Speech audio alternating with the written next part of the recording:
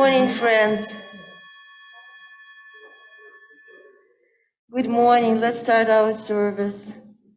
I'm going to play a very pretty tune for you. It's the national anthem of Ukraine. They're still fighting for freedom. They're having a very hard time right now, so we're going to support them with music.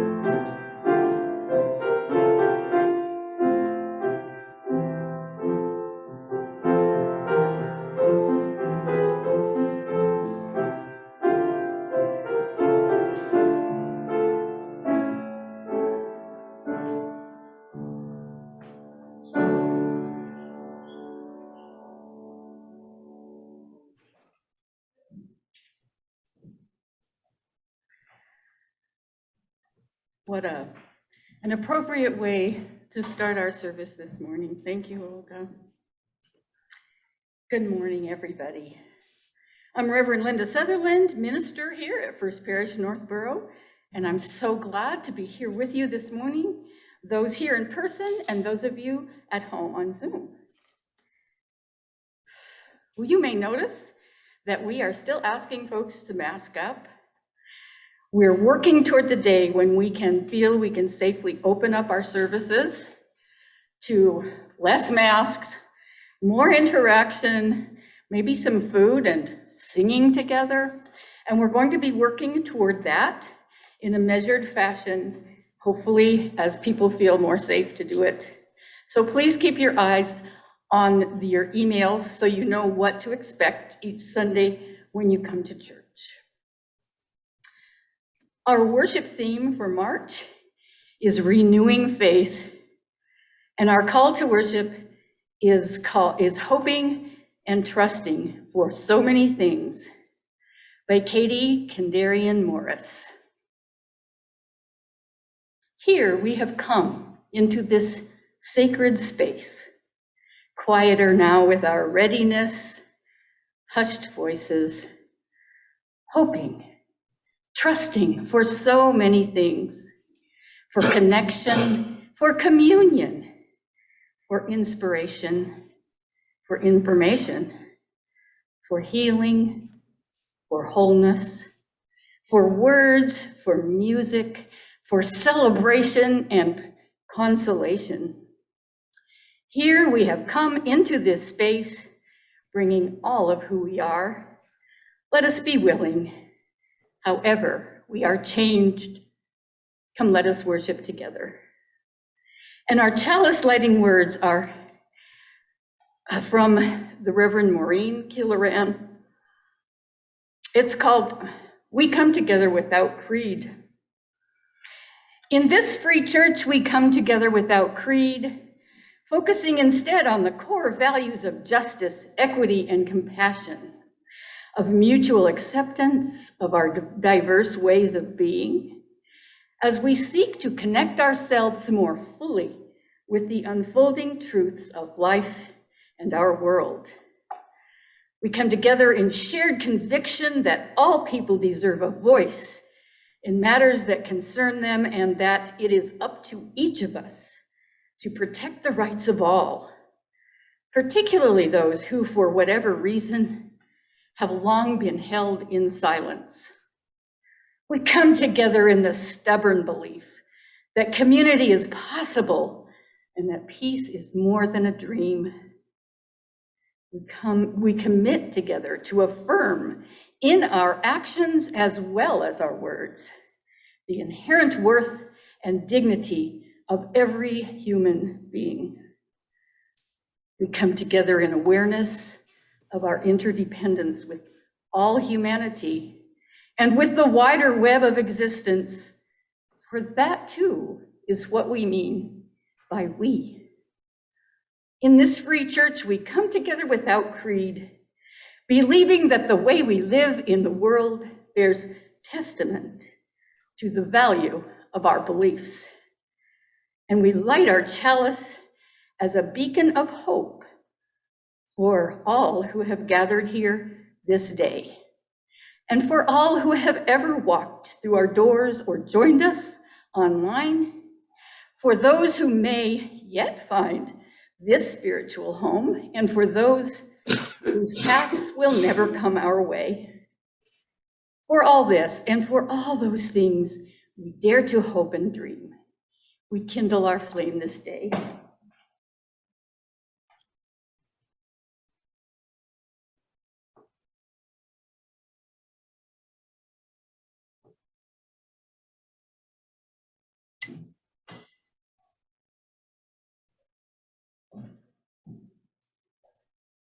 Our opening hymn this morning is Wo Ya Ya. We're not singing yet here in the sanctuary, but we can hum along if we like. And oh boy, do we look forward to singing together.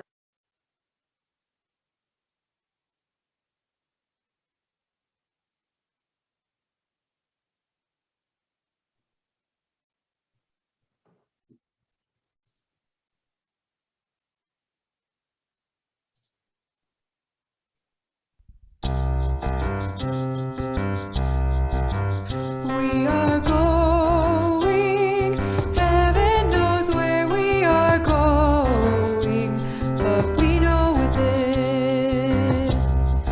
and we will get there. Heaven knows how we will get there, but we know we will. It will be hard, we know, and the road will be muddy and rough, but we'll get there. Heaven knows how we will get there, but we know we will. Oh yeah, yeah. Oh yeah, yeah. Oh yeah, yeah. Oh yeah, yeah. We are going. Heaven knows where we are going, but we know it. And we will get there. Heaven knows how we will get there, but we know we will. Oh yeah, yeah. Oh yeah, yeah. Oh yeah, yeah. Oh yeah, yeah. Oh yeah, yeah. Oh yeah, yeah. Oh yeah, yeah. Oh yeah, yeah. Oh yeah, yeah. Oh yeah, yeah.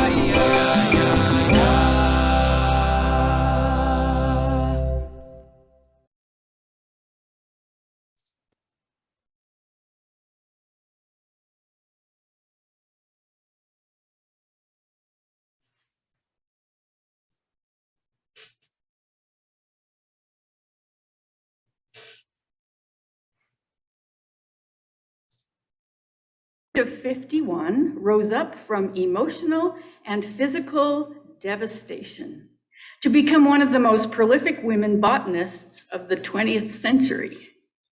Inez Mexia was born in 1870 in Washington, D.C., where her Mexican father was stationed as a diplomat. The family returned to Mexico shortly after her birth, and her parents divorced when she was just 9 years old. Inez, a quiet, shy, studious type, is sent off to boarding school at this point, and she decides to become a nun after her schooling is completed. But just as she's about to enter the convent, her father gets in touch with her. He's dying, and he wants her to take over the family's huge and hugely profitable ranch. And so, like a dutiful daughter, she returns home and she marries and she digs into her new life. The next couple of decades are seemingly unkind to young Inez. Her first husband dies after a long illness. And when she discovers her second husband has bankrupted the family ranch, Inez literally goes to bed, curls up in a fetal position, and has, in her own words, a total mental and physical breakdown. In 1909, fate takes her to San Francisco, where she becomes one of the first Americans to receive help from a professional in the new field of psychiatry, a Dr. Philip King Brown. Brown treats her for a full 10 years, and on his recommendation, Inez steps out of her comfort zone to join the Sierra Club. She loves the hiking and the camping so much, Inez takes a leap of faith, and at age 51, she enrolls in UC Berkeley to study her new love, botany. In 1925, she joins her first big funded plant collecting tour, this time to Mexico. Yet she quickly finds that she is more productive working alone. So Inez, now 56, uses her creativity and determination to get funding from organizations who are willing to pay her 20 cents each for each unique plant specimen that she finds. Her specimens were so popular and in demand that she could fund her expeditions this way. Her male counterparts claimed it would be impossible for a solo woman to travel through Central and South America alone, but Inez would not be deterred. She would continue her solo expeditions for 12 more years. As her reputation grew, botanical institutions became eager to sponsor her expeditions, which ranged far and wide, from Alaska in the north to the very tip of South America, Tierra del Fuego. Only death would stop her when, at age 68, she passes quickly away from lung cancer. In her brief career, Inez Mexia cataloged more than 145,000 specimens. More than 500 of those specimens were brand new plant discoveries. Today, 50 species still carry her name in some form, and she has an entire genus named for her. Oh, what was it that took Inez from poverty and shame and desperation and devastation to fulfillment and even joy? I think it was her commitment to curiosity, to trusting that the process of self-discovery would lead her to the life she could only dream of as a young woman when she had nothing and no one to fall back on.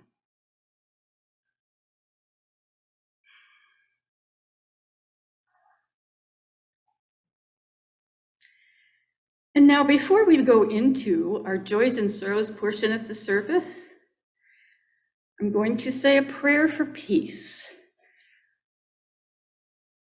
I think in this world, we need all the prayers for peace we can get. The words of George Kimmich Beach. Some days, dark tremors sweep across our lives. Troubling events accost us. We've grown accustomed to such things, and often we have fenced off our natural sympathies with the thought, this belongs to someone else. But now, the crisis of life brushes close to us, touches us, befalls us and those we love. We want now to know how, what, and why. We want an explanation, though we know that all our explanations put together do not finally explain. They only fend off worry, anger, and grief. Mysteries of evil and innocence remain. The darkness of being at a loss remains. And in this abyss of the heart, we can but pray for light. This is when I pray, and this is my prayer. Let me be patient of all these feelings that drive me hither and yon. May I be at peace, more patient with myself. Let me live within the questions that promise no answers, but only signal the mystery that gave them birth. Let me turn from every pettiness of the heart, willing to see and accept that the world does not revolve around me. Let the grief, the pain, and the nameless trouble that overcomes me also open me to feel what others have felt.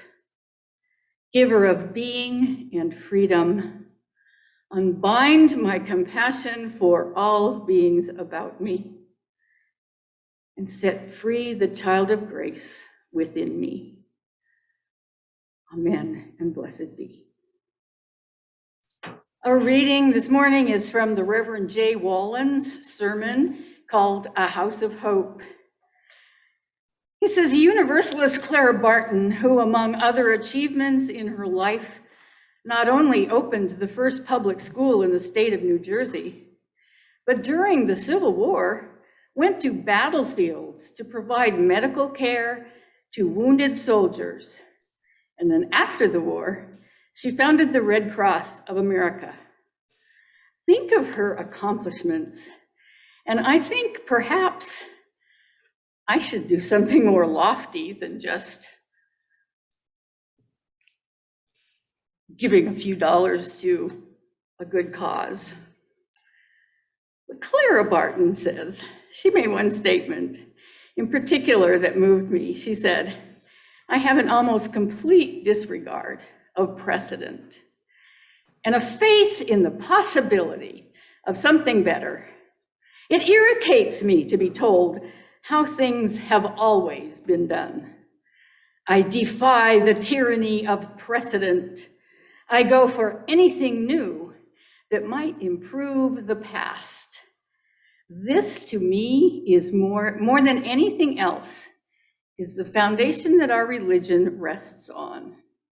We look at new things, we look at all things with new eyes, based on new information and new experiences, to know and to accept that we are not in possession of some final, absolute truth, is in and of itself holy to us. To not only accept, but to welcome the fact that revelation is ongoing.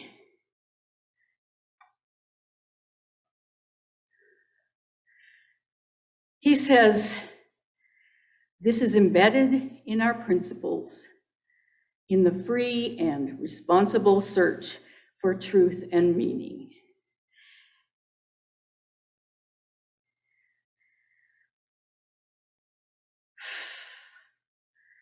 Our anthem this morning is Be Ours a Religion.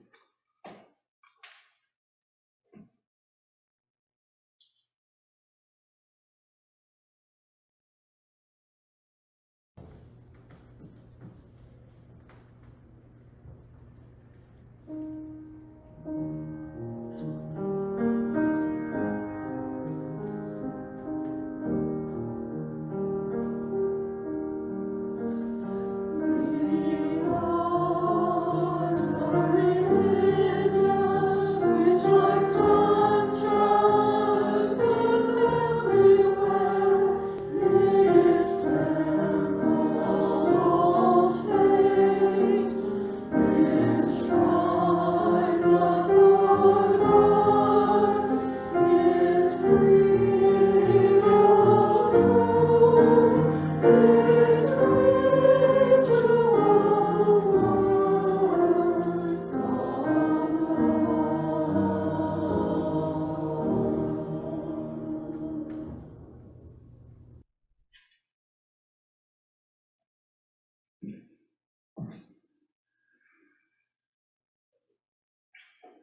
I usually try to keep my news consumption to about an hour a day. It's a little better for my mental health. But yesterday, I found myself watching the news and not being able to stop. I just got caught up in it. And first, I'm feeling devastated. And then something else comes up and I'm feeling hopeful. And then I'm afraid for the whole world. And then I'm inspired by people's response. Lots of emotions. And sometimes an almost frantic search for, what do I do? What can I do? My mind races and I become more and more frantic. And as if on an endless feedback loop, all I can think of to ease my distress is to watch more news, searching for that one piece of information that will help me make sense of the world. And you know, the more I watch, the less sense it makes. The more dangerous the world feels, and the more desperate I feel to find the one big thing that will fix it. And of course, there isn't one. I've heard people say that they're feeling powerless in the face of the continuing attacks and resulting deaths and devastation in Ukraine. I'm feeling powerless too. And one of the spiritual practices that I find I have picked up since I became a minister is to pause with uncomfortable thoughts and feelings and look for the hidden treasure. Now, I didn't come up with this on my own. I've had some wonderful mentors, friends and colleagues, and some of the members here who have encouraged me from time to time when things are tense or hard to consider, what is the gift in this thing that is happening? Sometimes the gift is that we are brought up short and have to pause, open our minds, and see things in a new way. It reminds me of the story of the lion in the river. After the great rains, the lion was faced with crossing the river that had now encircled him. Swimming was not in his nature, but it was either cross or die. The lion roared and he charged the river, almost drowning before he retreated. Many more times he rushed the water, attacked the water, and each time failed to cross. Exhausted, the lion lay down, and in his quietness, he heard the river say, "Never fight what isn't here." Cautiously, the lion looked up and asked, "What isn't here?" "Your enemy isn't here," answered the river. "Just as you are merely a lion, I am merely a river." Now the lion sat very still and studied the ways of the river. After a while, he walked to where a certain current brushed against the shore, and stepping in, he simply floated to the other side. Like the lion, I have to get still before I can think about anything other than charging in headfirst. It's great when I remember to employ one of my self-care practices that help me remember that right here, right now, I'm all right. And the world can spin without me for a little while. I'm all right, and getting better at putting on my music, grounding myself, or getting involved in a project. Eventually, the emotions still, I can feel safe enough to embrace or even notice new information. I can see and accept reality and begin to notice alternative possibilities and to consider that what seemed so frightening could actually hold the key to a different kind of situation.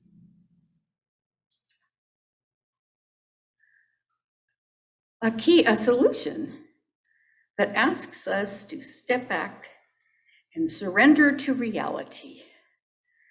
And in that quiet space, we can begin to hear the whisper of a question.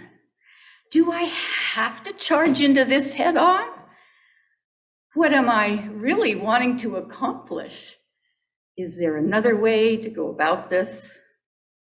Sometimes when we feel powerless, frightened, or tentative, the answers are revealed only when we let go of the struggle to solve, fix, or overpower obstacles.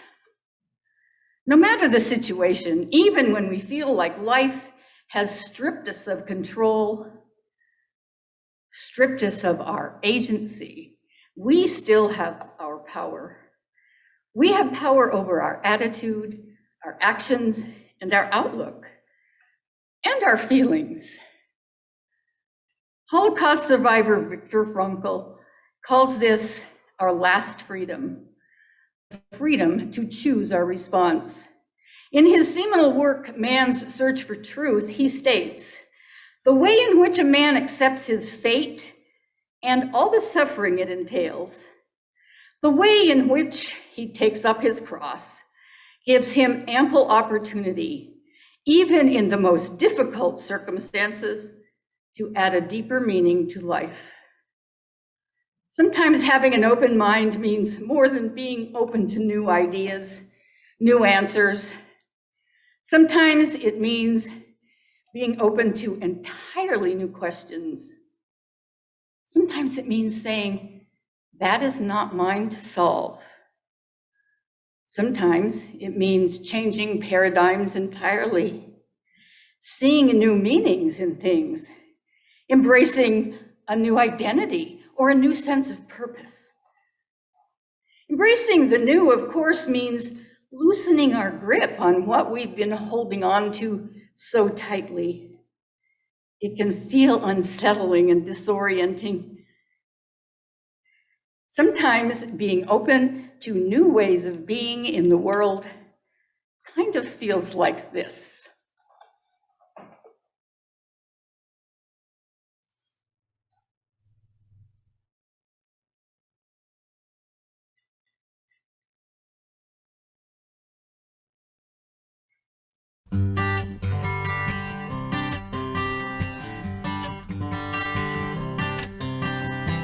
Sometimes I feel that my life is a series of trapeze swings. I'm either hanging on to a trapeze bar, swinging along, or for a few moments in my life, I'm hurtling across space in between trapeze bars. Now, most of the time, I spend my life hanging on for dear life to my trapeze bar or the moment. It carries me along at a certain steady rate of swing, and I have the feeling that I'm in control of my life. I know most of the right questions and even some of the right answers. But once in a while, as I'm merrily or not so merrily swinging along, I look out ahead of me into the distance, and what do I see? I see another trapeze bar swinging towards me. It's empty. And I know in that place in me that knows that this new trapeze bar has my name on it. It's my next step. My aliveness coming to get me. And in my heart of hearts, I know that for me to grow, I have to release my grip on the present, well-known bar to move on to the new one.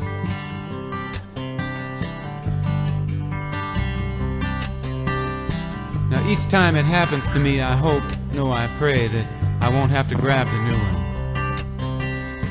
But in my knowing place, I know that I must totally release my grasp on my old bar, and for some moment in time, I must hurtle across space before I can grab onto the new bar. And each time I'm filled with terror. It doesn't matter that in all my previous hurdles across the void of knowing, I have always made it. Each time I'm afraid that I will miss, that I'll be crushed on the unseen rocks in the bottomless chasm between the bars. But I do it anyway. Maybe this is the essence of what the mystics call the faith experience. No guarantees, no net, no insurance policy. You do it anyway because somehow to keep hanging on to that old bar is no longer on the list of alternatives. And so for an eternity that can last a microsecond or 1,000 lifetimes, I soar across the dark void of the past is gone, the future is not yet here. It's called transition. I have come to believe that this is the only place that real change occurs. I mean real change, not the pseudo change that only lasts until the next time my old buttons get punched. I have noticed that in our culture, this transition zone is looked upon as a no thing, as a no place, between places. Sure, the old trapeze bar was real, and the new one coming towards me, I hope that's real too. But the void between, that's just a scary, confusing, disorienting nowhere that must be gotten through as fast and as unconsciously as possible. What a waste. I have a sneaking suspicion that the transition zone is the only real thing, and that the bars are illusions we dream up to avoid the void where the real change occurs. Now, whether or not my hunch is true, it remains that the transition zones in our lives are incredibly rich places. They should be honored, even savored. With all the pain and fear and feelings of being out of control that can accompany transition, they are still the most alive, growth-filled, passionate, expansive moments in our lives. And so transformation of fear may have nothing to do with making fear go away, but rather giving ourselves permission to hang out in the transition between trapeze bars. Transforming our need to grab that new bar is allowing ourselves to dwell in the only place where change really happens.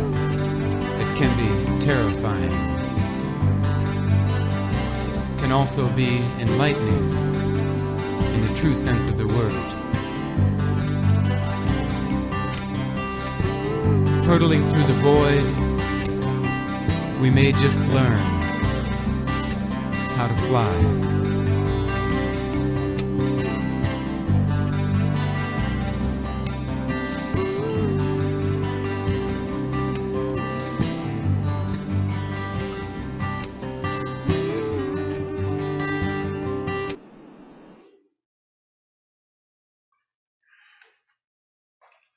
Picture's worth 1,000 words.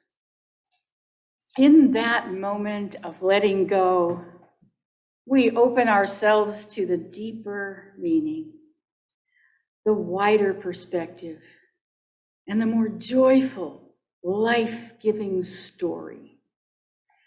Gifts appear. The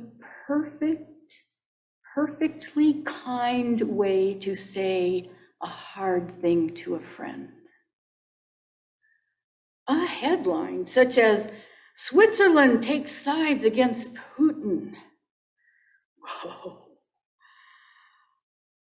An hour of being caught up in nature, or in music, or in creating art. Gifts.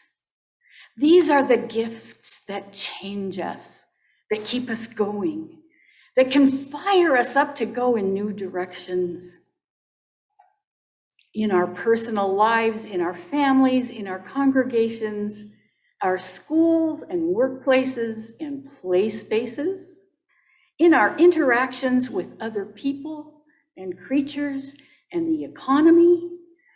We can find small gifts if we let ourselves take the pause that lets our minds loosen up, become receptive, and get creative. Our living tradition invites us to keep our minds open, to check our facts and believe impossible things at the same time, to find meaning and purpose in our lives in ever more elegant and satisfying ways, to widen our definition of God or the divine, or our ability to listen and learn from everything, even hard and amazing and devastating and joyful things, everything we encounter. Even when Inez Mexia was so emotionally devastated that she ended up in a fetal position, she had the power of that last freedom that Viktor Frankl mentioned, the power to choose our response, even if right then the response looked like giving up. From that time of honoring her weakness, Inez began a search for healing, which led her to the very gift she needed, one that she would never have thought to look for. She found something that gave her life meaning, and she made a major contribution to the field of botany.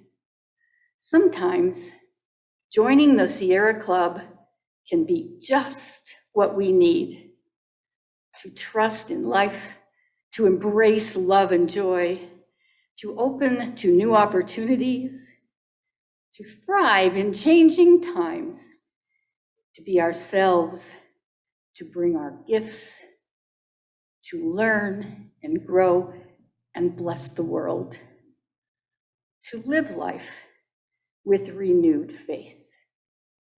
May it be so.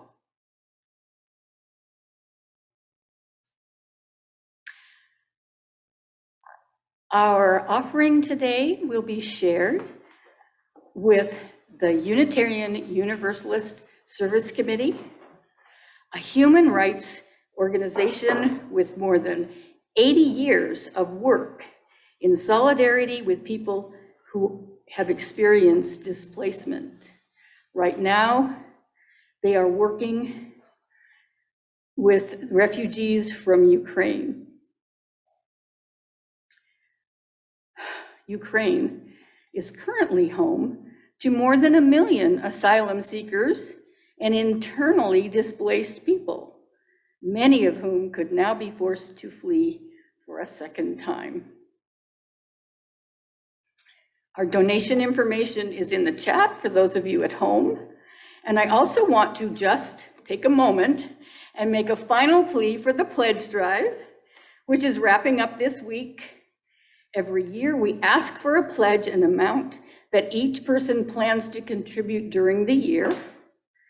Best guess, and you can change it, is lets the governing board know how much we have to budget with. Our pledge goal for 2022-23 church year is $90,000, and we're almost halfway there.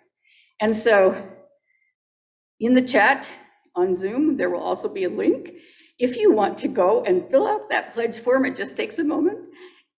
Please feel free to do it now. As we listen to our offertory from Olga. Viktor Kosenko, Ukrainian composer, Melody.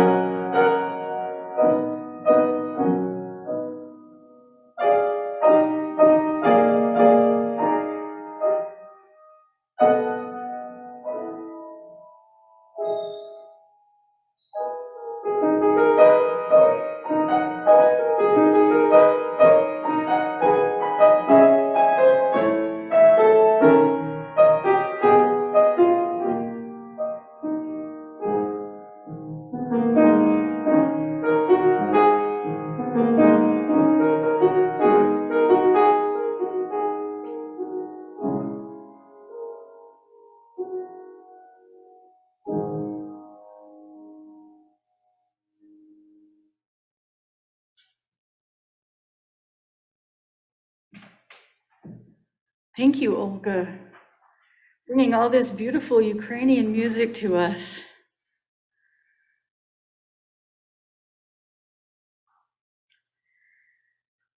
And a few announcements before we go on our way. We hope that everyone who's here this morning has found something that you came for.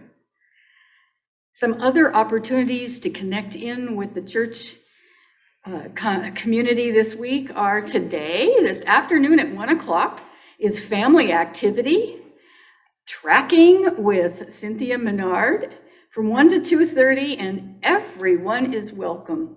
You don't have to have children. This is an all ages activity. Please dress for the weather. And this is the last day to order.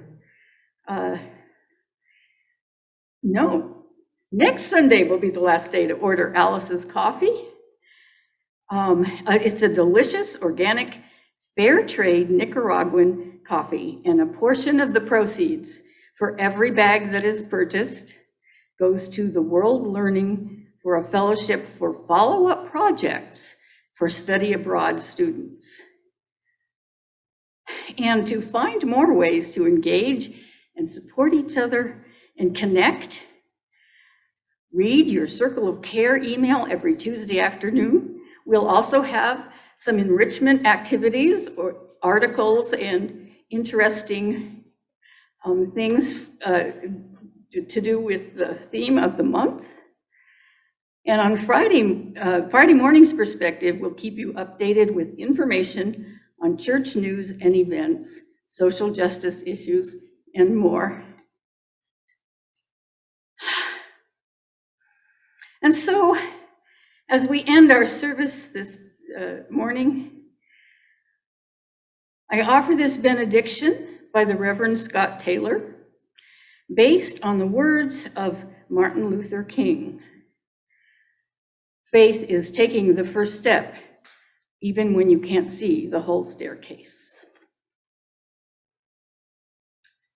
Go with faith, not the kind that is called to move mountains, but the quieter sort that calls us to take the first step, even when the whole staircase sits beyond our view. And when we strive toward the unseen, may we notice that the way unfolds only as we risk walking it. And may we remember and trust that none of these steps are ones that we take alone. Amen. Blessed be, and go in peace.